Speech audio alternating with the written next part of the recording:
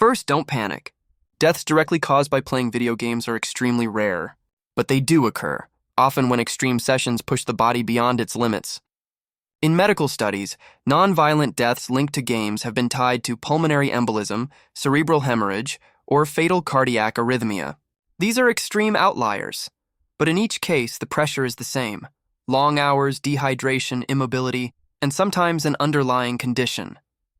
Let's move from theory to real stories, starting with one from 2025.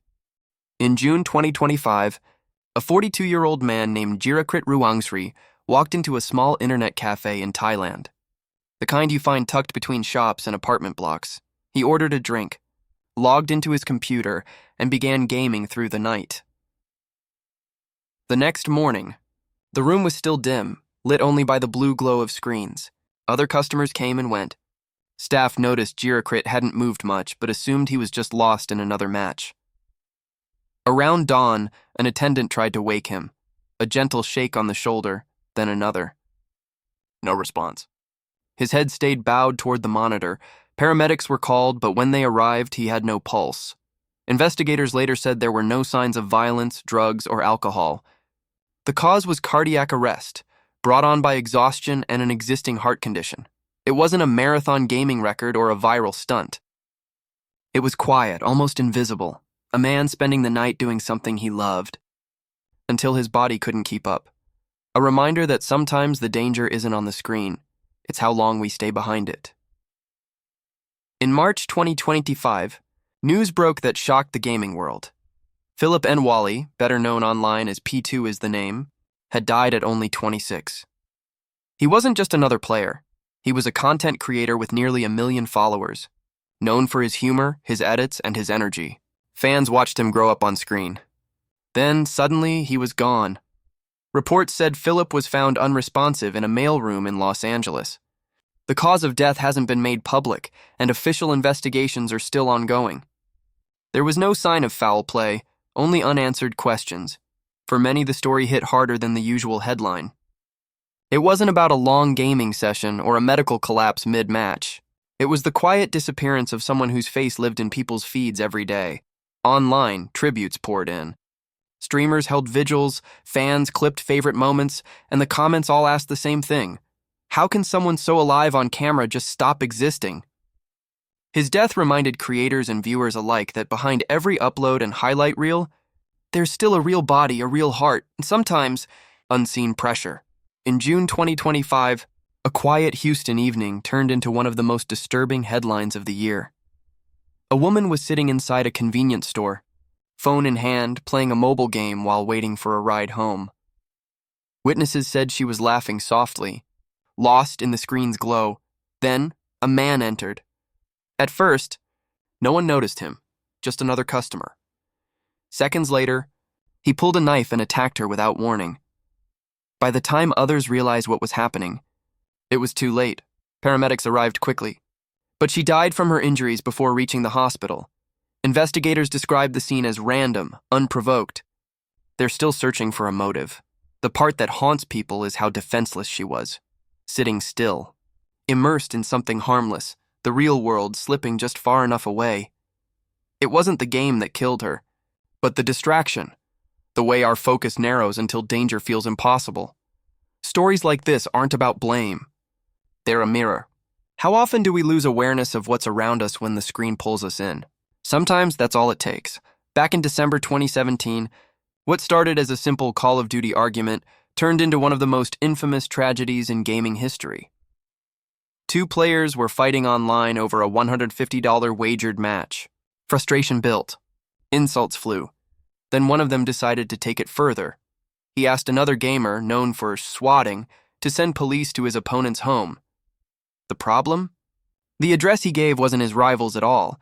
It belonged to a 28-year-old man named Andrew Finch, a father of two, with no connection to the dispute. Moments later, Wichita police surrounded Finch's house. He opened the door, confused, hands half raised. An officer fired a single shot. Finch died instantly. The news hit every gaming community like a shockwave. One man was dead, another sentenced to 20 years in prison, and a third, the one who started it, faced years behind bars. all over a game.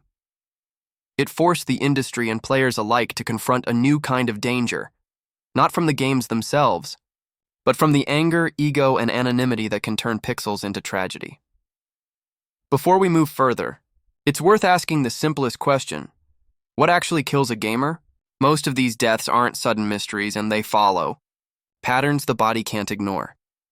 Doctors studying marathon gaming sessions have identified a few repeating causes.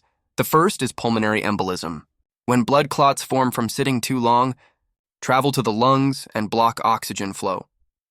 The second is cerebral hemorrhage, a burst blood vessel in the brain triggered by extreme fatigue, stress, or high blood pressure. The third, more invisible, is fatal cardiac arrhythmia, an irregular heartbeat that can strike without warning, especially in people with hidden heart conditions. All three share one root cause: the body being pushed too far without rest. Hours turn into days, hydration fades, and circulation slows. These are rare, yes, but they're also preventable. Move every hour. Drink water. Eat real food. Listen when your body whispers before it screams. The danger isn't gaming itself. It's forgetting that you still have a body while your mind lives inside the screen. In August 2005, a man named Lee Sun-op walked into an internet cafe in Daegu, South Korea. He ordered a soda, logged into StarCraft, and started playing. Hours turned into days. Witnesses said he barely moved, a quick trip to the bathroom, maybe a few instant noodles, then straight back to the keyboard. By the second night, he'd been gaming for nearly 50 hours. His posture slumped, his eyes red, but he kept clicking. The cafe owner finally told him to take a break. Lee shook his head, loaded another match, and never finished it. At dawn, he collapsed. Paramedics arrived within minutes, but his body had already shut down. Doctors later said the cause was cardiac arrest, triggered by exhaustion, dehydration, and blood clots from sitting too long. He was 28. The story spread worldwide: the man who played himself to death. For years, people repeated it like a myth. But at its heart, it's a warning that hasn't aged. The moment you stop listening to your body, the game keeps going, but you don't. Not every gamer death comes from exhaustion or heart failure. Some start with something smaller: pride, anger, a moment that spins out of control. In February 2010, in Chongqing, China, two young men sat side by side in an internet cafe playing Counter-Strike. They argued over tactics, then insults. What began as trash talk turned personal. Within minutes, the shouting drew attention. Staff separated them, but the anger followed them outside. On the street, one man grabbed a knife from a food stall and stabbed the other several times. The victim died before paramedics arrived. Police arrested the attacker on the spot. It wasn't about victory anymore. It was about ego, and how thin the wall can be between digital competition and real violence. Similar fights have happened around the world. In cafes, tournaments, even homes. The screen may feel like a barrier, but it isn't. Words typed in rage can spill into fists, or worse. Games test reflexes, but they also test restraint. When tempers replace teamwork, the game stops being an escape. It becomes a weapon. Behind every long session, every sleepless night, there's usually something deeper than entertainment. Gaming can be comfort, a way to escape stress, loneliness, or a world that feels too heavy. But for some, that comfort becomes the only place that feels safe. Psychologists call it behavioral addiction, when the reward loops in a game start replacing real connection, real rest, real care. Hours vanish. Meals are skipped. Days blur.